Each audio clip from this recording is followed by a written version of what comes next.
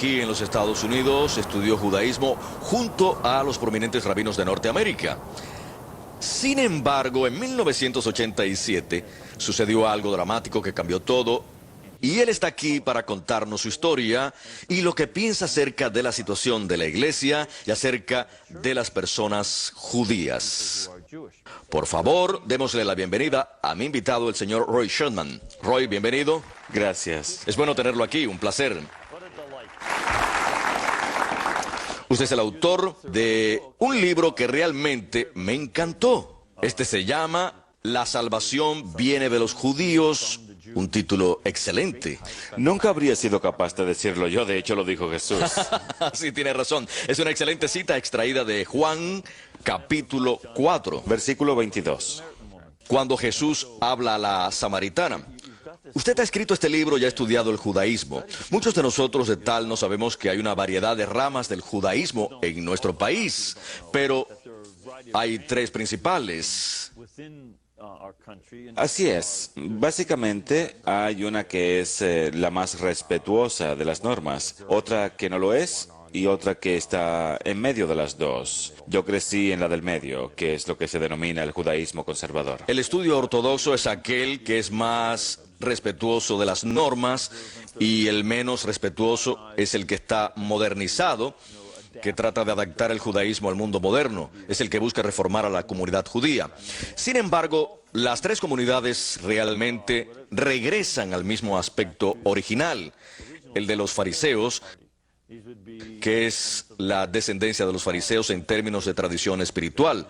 Usan el Talmud y otra serie de cosas, pero usted está aquí. ¿Qué estoy haciendo aquí? Sí. ¿Qué hago aquí? Usted es católico. Espero ser católico fanático. Sí, un católico fanático y... Un judío fanático. Un momento. No es una contradicción, tiene sentido. Entonces hablemos de eso. En primer lugar, ¿cuándo se convirtió al catolicismo? Me bautizaron en 1992. Bien, ¿qué lo llevó a eso? En realidad, tengo que contar los antecedentes para que pueda tener sentido. Claro, hágalo.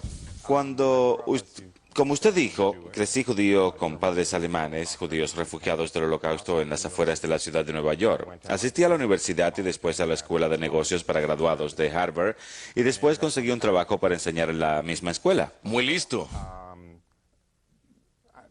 Son buenas escuelas. Bueno, sí. Sí, de todos modos, con 30 años era catedrático de la Escuela de Negocios de Harvard, bastante bueno para esa edad. Sin embargo, a pesar de este éxito mundano, francamente, a medida que llegaba sentía un gran vacío que crecía dentro de mí, porque en realidad nada importaba. Había un vacío adentro que no podía llenar ninguna de estas cosas externas. Yo esperaba que al hacer tal o cual cosa, mi vida iba a cambiar, iba a tener sentido, pero no lo tuvo y todo fue peor. Así que en ese estado yo me alejé de todo tipo de vida de oración, de cualquier vida de devoción judía real. Un día yo estaba caminando en la naturaleza y recibí la gracia única y singular de sentirme en la presencia inmediata de Dios y me encontré con Él, reflexionando sobre mi vida, como si estuviese reflexionando sobre mi vida después de muerto, ante su presencia. De un momento a otro supe el significado y propósito de mi vida. Supe con lo que habría sido feliz desde el punto de vista de estar muerto y todo lo que me hubiera gustado hacer de manera diferente. Supe más de lo que sabía sobre la providencia en cada momento de mi vida y de su infinito amor por mí en cada instante de mi vida. También supe que todo lo que quería hacer era adorarlo y servirlo, y para eso vivo. Sí. Sin embargo, yo no sabía quién era. Oré para saber su nombre, para poder adorarlo y servirlo adecuadamente. Recuerdo haber orado y decirle que me dijera su nombre, que no me importaba si era Apolo, pues me convertiría en pagano romano, que no me importaba si era Buda, pues me convertiría en budista, mientras no fuese Cristo y tuviera que convertirme en cristiano. Así que por algo está en la escuela de negocios. Estaba tratando de hacer un negocio. Pero ese negocio no funcionó porque él respetó ese deseo y no me reveló su nombre. Básicamente, él sabía que iría por el camino equivocado a pesar de la experiencia, si lo hubiese tenido que asimilar en ese momento. Entonces, me fui a casa, muy feliz porque sabía el significado de mi vida con Dios, pero aún no sabía qué religión tenía que seguir. Y un año después de esa experiencia inicial, tuve un sueño muy intenso sobre la Santísima Virgen María que rompió todos mis esquemas. A la mañana siguiente me desperté enamorado de la Virgen María. Sabía que Cristo había estado presente en esa primera experiencia. Y supe realmente que quería ser el mejor cristiano que pudiese ser, sin saber aún nada, sin saber lo que era ser protestante o católico ni nada sobre la iglesia. Me llevó un par de años abrirme camino, esencialmente de educarme y descubrir lo que estaba sucediendo, pero yo estaba enamorado de la Santísima Virgen María y tenía mucha hambre por la Eucaristía y bueno, estas dos cosas por supuesto me dirigieron a la Iglesia Católica. Es interesante porque otro judío converso muy notable del siglo XIX, Ratisbon, Lucius Ratisbon. Alforia. Sí, Alforia. Sí, oh, un jesuita. Yo he dicho Luis por un santo jesuita, me estaba confundiendo, estaba hablando de Luis de Gonzaga, otro santo. Lo cambié y usé el nombre del santo, pero bueno, es Alforia Ratisbon. Él hizo mucho en Tierra Santa.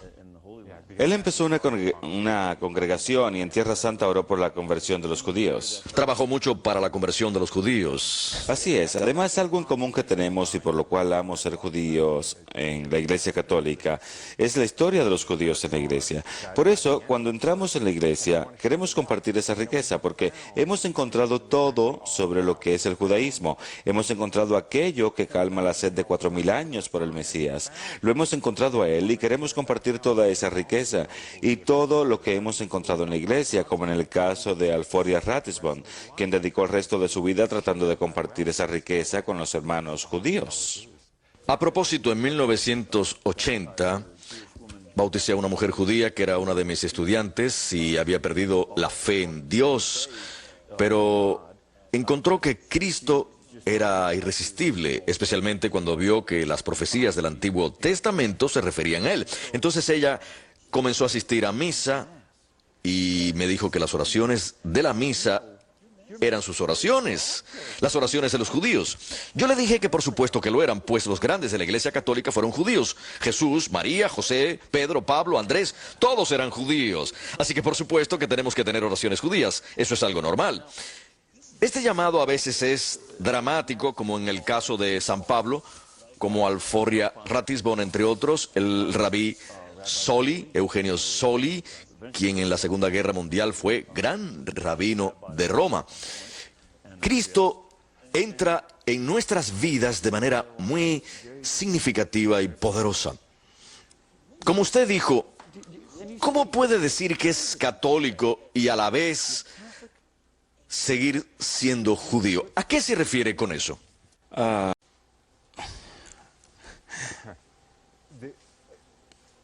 Yo no estoy completamente seguro de lo que significa ser judío. Yo sé que nací siendo judío y luego descubrí que el Mesías era judío, que es el punto culminante, el anhelo que impulsa toda la esencia de ser judío, de rezar y de esperar por el Mesías. Él vino con el nombre de Jesús y dejó detrás suyo esta iglesia que es la Iglesia Católica. Ahora bien, ¿cómo dejo de ser judío al descubrir esto? ¿Cómo dejar de ser judío cuando se encuentra la verdad? Sí. Es decir, la diferencia entre el yo de ahora y el yo de antes es el saber, el haber cambiado mi opinión sobre un hecho sobre el cual estaba equivocado. Pero ahora he encontrado la verdad de ese mismo hecho. Eso no me hace menos judío, ¿verdad? ¿No? En un sentido, es como ser incluso más judío, es decir, si eso es posible. Sabe, esa es una de las experiencias también de esa mujer que mencioné. Ella se convirtió en católica y terminó descubriendo que al volverse católica, ella no podía creer que ahora amaba más al judaísmo que antes de ello. Ese es el testimonio de todos los judíos con los que me he encontrado al escribir este libro. Ahí hay historias de conversión, que no es el tema principal del libro, pero ahí presento 5 o 6 historias de judíos convertidos y todos, sin excepción, dicen que nunca se sintieron tan judíos como ahora, que al pasar del judaísmo al catolicismo no es una conversión ni un cambio de religión, es el cumplimiento de la naturaleza judía, el cumplimiento del judaísmo. Y una palabra a la que varios de ellos llegaron independientemente fue la coronación. La Iglesia Católica es la coronación del judaísmo. Bien, creo que es un aspecto muy importante porque esta mujer y otros decían si eso significaba tener que olvidar al Pesaj. Así se dice Pesaj. Yo le pregunté por qué, si su familia estaba ahí. Pero en cierto sentido lo hacemos salir todas las mañanas a la misa. Eso es, exactamente, eso es lo que ella dijo, que siempre va al Pesaj en la misa. Pero regresando a lo de disfrutar esa ceremonia con la familia, ella dijo que cada año se hizo cada vez más intensa porque lo vio en el contexto de la misa. ¿Eso también le sucedió a usted? Definitivamente. Una de las cosas que me frustró cuando entré a la Iglesia Católica fue que no escuché toda la historia. Pero pensé que el judaísmo es 1000 veces más glorioso, más significativo y más importante de lo que sentía cuando aún era completamente judío. Porque, por ejemplo, el Dios que creó el mundo se convirtió en hombre y vino como judío. Es decir, eso es suficiente como para sentirse bastante bien de ser judío. Por supuesto, claro. Y esto es solo un aspecto. Todo el curso de la historia de la salvación que trae la redención de toda la raza humana sucede a través de los judíos. Por eso es que Jesús, Dios hombre, dijo que la salvación viene de los judíos. Por eso es que lo usé como título de mi libro. Esto exalta el judaísmo. La fe católica exalta el judaísmo mucho más de lo que se pueden imaginar los judíos que no reconocen la verdad del catolicismo. Creo que hay un elemento muy importante, es decir, ha habido periodos de antisemitismo, no lo podemos negar, por tal motivo parte del año del jubileo fue llamar a la reflexión y pedir perdón a Dios por cualquier tipo de antisemitismo. Es inconcebible y está mal, simplemente está fuera de discusión. El Concilio Vaticano lo dejó bien claro y este Papa y los otros anteriores también lo han rechazado. Pero al mismo tiempo hay ese sentido de incorporación del judaísmo. Hay muchas cosas que están incorporadas en el catolicismo. Además, el antisemitismo es de naturaleza humana, en realidad no tiene ninguna base teológica. Es decir, sería raro que algún buen católico que siempre está rezando, que es devoto de la Virgen María, pueda ser antisemita. Es decir, ¿cómo va a poder mirar a María, que era judía? Exacto. A propósito, San Ignacio de Loyola, fundador de los jesuitas, acostumbraba a decir que le hubiese gustado ser parte judío, que le hubiese gustado, que hubiese sido un honor compartir la misma sangre que corría por María y Jesús. Y esto fue en la época de la Inquisición. Y todo esto en un periodo aparentemente antisemítico. Él se aseguró que los judíos fuesen bienvenidos a la compañía de Jesús o la gente que estaba ligada a los judíos, lo cual no ocurría en muchas otras órdenes. Sí. Este es un elemento importante del catolicismo, aceptar el pasado judío. Me gustaría decir incluso que el antisemitismo continúa siendo un problema a través de los siglos. Muestra en sí la importancia del judaísmo, porque yo creo que el antisemitismo viene de poderes espirituales negativos. Es decir, con el hecho de perseguir la naturaleza humana, se intenta sabotear las relaciones humanas. Esto es algo que viene de los enemigos de la salvación. Si no, ¿por qué se empecinan con los judíos si no juegan un papel importante, si no tienen una importancia especial? De hecho, esto es algo que un judío convertido al protestantismo dijo cuando le explicaba a su rabino por qué se había convertido. Si el diablo quiere detener el plan de Dios, lo que va a hacer es colocar a los cristianos contra los judíos en vez de ver el cumplimiento de todo. Esto es algo que parece ser un tipo de reacción demoníaca, la caída de la naturaleza humana. Ese es un tema que es importante del libro, como usted sabe, y se hace aún más misterioso cuando se toca el hecho que en algunas afirmaciones del Nuevo Testamento hablan sobre la segunda venida y que los judíos van a estar alrededor de la segunda venida. Y una serie de pasajes misteriosos que estoy seguro usted conoce. Claro, desarróllelos un poco. Bueno, Explique un poco a qué se refiere con esto. en primer lugar, en el caso de las Escrituras es muy difícil obtener una respuesta clara y decir este pasaje significa tal cosa. Sí. Creo que hay un poco de intencionalidad, un poco misteriosa. Uno nunca sabe cómo se debe entender una profecía hasta que se ha cumplido. Creo que para que la gente entienda, esto es parte de la naturaleza del hebreo y de otras lenguas semitas, el árabe y otras, que tienen una cualidad poética y le permiten una riqueza que no son vaguedades, sino una apertura a varias posibilidades de ver lo que está sucediendo en la vida. No quiero ser definitivo, es decir, no quiero decir que en Romanos 11:27 dice esto. Sin embargo, San Pablo, en Romanos, en especial en el capítulo 11, menciona algo que parece estar diciendo que por una razón misteriosa, Dios ha puesto un velo sobre los ojos de los judíos, que ellos no van a reconocer a Cristo hasta que se complete el número de los gentiles. Y cuando esto suceda, entonces caerá el velo y seremos salvados. Sí, él menciona en este capítulo 11 que es como una ceguera y Pablo siempre comienza hablando al pueblo judío y después a los gentiles.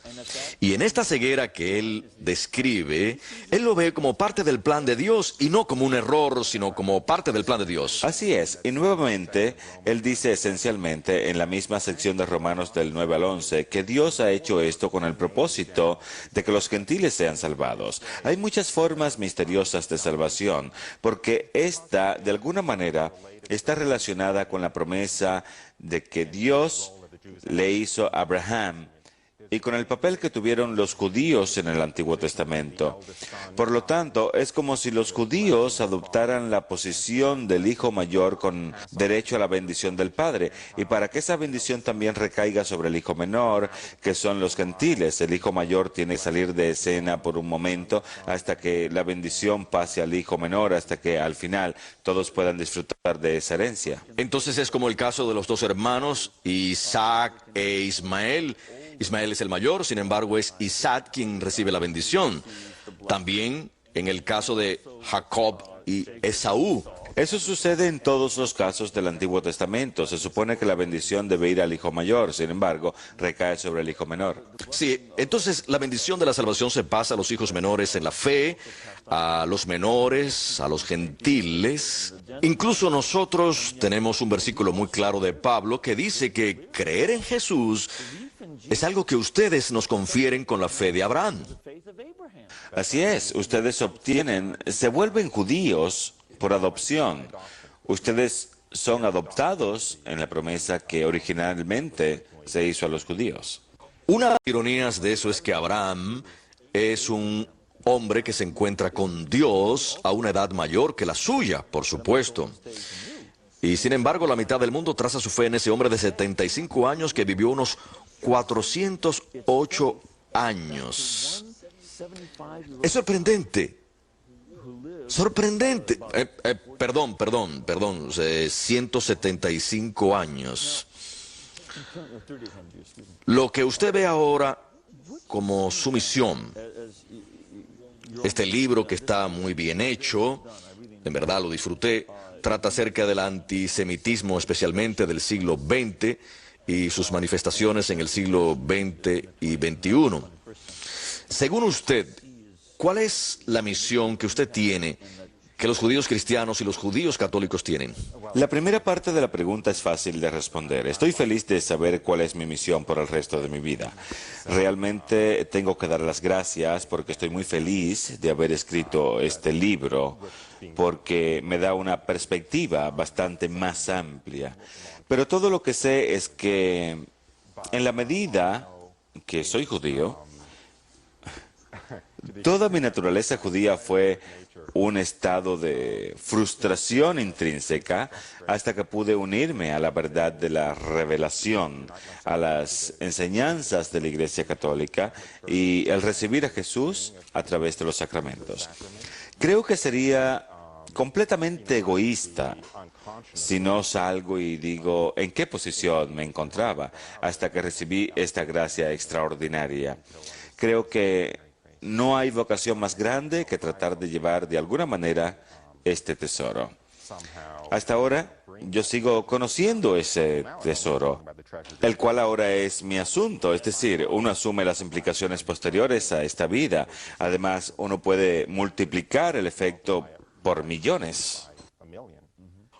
O incluso infinitamente.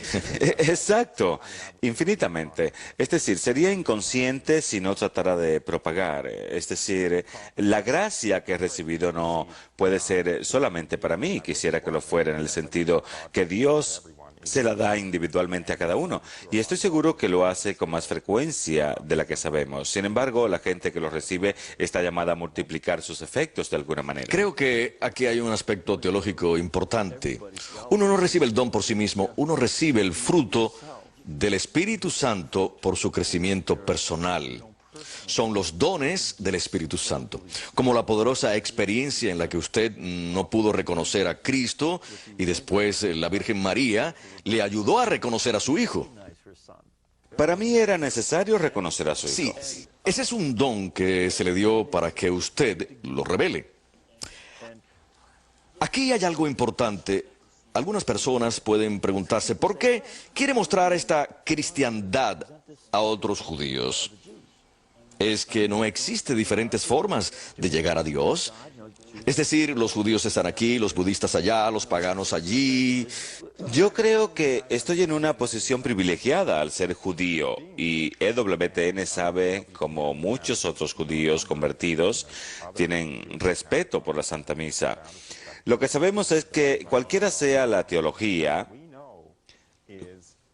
cualquier cosa que pueda decir en principio, no hay forma que un judío sea feliz en su naturaleza judía si no conoce a Dios de la forma que solamente es posible con la relación sacramental a través de la Iglesia Católica. Entonces usted no piensa que hay que dejar a las personas donde están y está bien. Usted quiere llevarles la fe. Bueno, yo quiero que sean libres, es decir, yo no quiero que hagan lo que no quieren. Claro. Sin embargo, yo sé que ellos serán más felices y completos en su relación con Dios y en su hambre por Dios, si tienen la verdad de la doctrina, si ellos tienen las gracias de los sacramentos. Es decir, nosotros también lo sabemos, es catolicismo 001, ni siquiera 100. Sé que ellos van a ser más felices y si ellos no quieren aceptarlo, está bien, es su decisión. Mi trabajo es hacer lo que pueda, mostrarles lo que les está faltando. Sí. ¿Cómo se propone hacerlo? ¿Cómo se ve haciéndolo en términos de llevar conocimiento de la fe católica y la posibilidad de conversión de otros judíos y también de otras personas? En primer lugar, yo tengo que decir que no conozco la respuesta, pero lo que sí sé es que una de las cosas maravillosas que definitivamente funciona es la oración.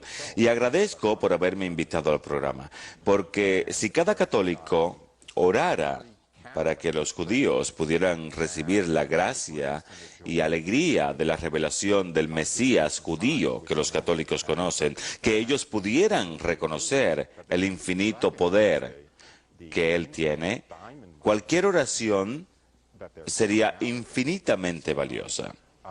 Incluso, si no hago nada directamente con los judíos, aunque espero que sí, definitivamente quisiera alentar a su audiencia, a los católicos, desde la perspectiva de un judío que se ha vuelto católico, para que puedan contestar preguntas a sus amigos judíos. Vayamos a otra pregunta de nuestra audiencia. Hola, ¿de dónde viene? Soy de Luisiana, en las afueras de Nueva Orleans. En las afueras de Nueva Orleans. Por lo general venimos aquí una vez al año y siempre disfrutamos su programa. Oh, qué bueno tenerla nuevamente, muy bueno. Nosotros los católicos nos acercamos al rosario, a los santos, a las estatuas. La mayoría de las otras denominaciones no se dan cuenta que el rosario es la escritura. Por lo tanto, nuestra fe estudia la Biblia de manera profunda. La Virgen María y todos los santos son nuestros intercesores. Ellos nos llevan a la cruz, al altar, a nuestra Santa Madre Santísima, a Jesús, a Nuestra Señora, a Dios. El rosario es la Biblia, no solamente un rezo repetitivo. Así es, y su punto es que esto es algo que más bien ayuda a la fe, el rezar el rosario. Ayuda mucho en la fe, Padre. Bien, gracias. Y por supuesto que usted experimentó el rol de la Virgen María. Sí. Fue crucial en su conversión. Personalmente tuve su intercesión, pero la idea de las oraciones intercesoras también está presente en la historia del judaísmo. En el Antiguo Testamento tenemos la historia de Abraham, que intercede por las ciudades de Sodoma y Gomorra, trata de negociar de manera agresiva con Dios, tratando de reducir el castigo de esas ciudades. Moisés intercede levantando los brazos en el Mar Rojo. En el Mar Rojo. Así es. También intercede para que Dios nos castigue a los judíos cuando ellos son infieles. Y muchos otros hacen lo mismo para interceder porque el pueblo no reciba un castigo. Por tanto, tener a santos que intercedan definitivamente es una tradición muy rica en el Antiguo Testamento. De hecho, en el Antiguo Testamento se ve por primera vez que se coloca un hombre muerto en la sepultura del profeta Elías y ese hombre vuelve a la vida. Ese es el primer ejemplo de alguien que, como un santo, revive a otra persona. Tenemos otra llamada. Hola. Sí, hola, ¿De dónde llama? de Mississippi. Mississippi. ¿Cuál es su pregunta? Bueno, mi pregunta tiene que ver con mi preocupación por nuestros amigos que tienen una herencia judía. Muchos de ellos se han alejado de la fe, pero muchos de los que conozco también la practican. Mi pregunta es, ¿cómo podemos nosotros los cristianos orar por su salvación? Bien, ¿qué podemos hacer? Yo rezaría, espero que como cristianos católicos conozcamos la alegría de la relación con Cristo. Y yo solo rezaría porque ellos conozcan esa alegría, porque en cierto modo Jesús vino primero por los judíos, es decir, durante su vida Él dijo que había venido primero por las ovejas perdidas de la casa de Israel. Antes de la crucifixión, Él estaba en el jardín mirando a Jerusalén diciendo, Jerusalén, Jerusalén, ¿con qué frecuencia voy a proteger a tus hijos así como una madre protege a sus criaturas? Es decir, uno de los grandes dolores que Él sufre al ser crucificado es el hecho de que sus primeros hijos, el primer pueblo que Él estaba protegiendo eran ellos, para que reconocieran esa alegría, esa culminación. Así que yo simplemente rezaría porque sus amigos judíos conozcan la alegría y la santificado es el hecho de que sus primeros hijos, el primer pueblo que Él estaba protegiendo eran ellos, para que reconocieran esa alegría, esa culminación. Así que yo simplemente rezaría porque sus amigos judíos conozcan la alegría y la satisfacción que usted ha tenido, la gracia de recibir al nacer católico. Yo también creo que es importante rezar por el renacimiento de la relación con Dios, de tener a Dios en primer lugar. El año pasado estaba regresando de Winnipeg, Canadá, después de dar una conferencia, y había un hombre joven con barba y gorro. Y cuando él terminó sus oraciones, yo hice las mías. Ambos rezábamos de los salmos, que es parte de la herencia. Yo inicié una conversación y él me dijo que había crecido sin practicar, sin observar a Dios, y ahora lo había descubierto. Y yo le dije que se quedara con Dios, que no retroceda a ser secular, porque esa es la forma en que acaba el judaísmo. Una de las cosas más tristes es que los judíos seculares no están teniendo hijos, no están teniendo familias. Y si uno no cree en Dios como centro, Entonces no cree en el futuro. Y los niños son el futuro. Esa es la verdad. Sí. Tenemos otra pregunta de la audiencia. Hola, ¿de dónde viene? Crescent City, California. Crescent City, California. Bienvenido. ¿Cuál es su pregunta? Mi pregunta es, en la escuela me enseñaron que Dios dijo que no había judíos. Incluso Pablo escribió que no hay griego, no hay judío, no hay mujer, no hay hombre en Cristo. Y cuando se refiere a que todo Israel va a ser salvado, hablan del Israel espiritual, que en el pensamiento calvinista se refiere al elegido. Me gustaría preguntarle qué piensa acerca de esto y cómo se siente, porque muchos dicen que los judíos ahora están muy dispersos, que no es un problema de religión étnica, sino que es un problema de conversión más que un problema de raza, porque muchos judíos se han convertido y uno no puede encontrar la línea de sangre, porque es un problema de dispersión. Por tanto, Israel es un Israel espiritual. Nosotros somos los verdaderos judíos, nosotros los cristianos, sin importar la raza a la que pertenecemos. Además, ¿cómo comprende la elección individual, o si usted lo ve tal vez de una manera más colectiva según Romanos 9:11 y otros pasajes? San Agustín y muchos protestantes consideran que tiene que ver más con la elección individual que con la realidad espiritual de Israel que la nación en sí misma. Bueno, probablemente el mejor lugar para empezar es la cita que usted dio. Pablo dice que ya no habrá griegos ni judíos, hombre y mujer. Ahora bien, no por eso decimos que está bien que se casen hombres con hombres y mujeres con mujeres, debido a que ya no existen hombre y mujer. Así que si esto significa que no hay griegos ni judíos en el mismo sentido que se refiere a que ya no hay hombre ni mujer, no significa simplemente que ya no importa, sino más bien significa que se unen, que de alguna manera son todos iguales. De hecho, una de las cosas de las que está hablando es de su propio pasado como rabino, es que hablando del bautismo en Gálatas 3, él habla en el versículo 25 o 27, no recuerdo, él habla del bautismo. Mientras la circuncisión es el símbolo de la antigua alianza, que obviamente solo era para hombres y no para mujeres, el bautismo incluye a todos. Por ejemplo, no hay límites entre los esclavos que se van a circuncidar.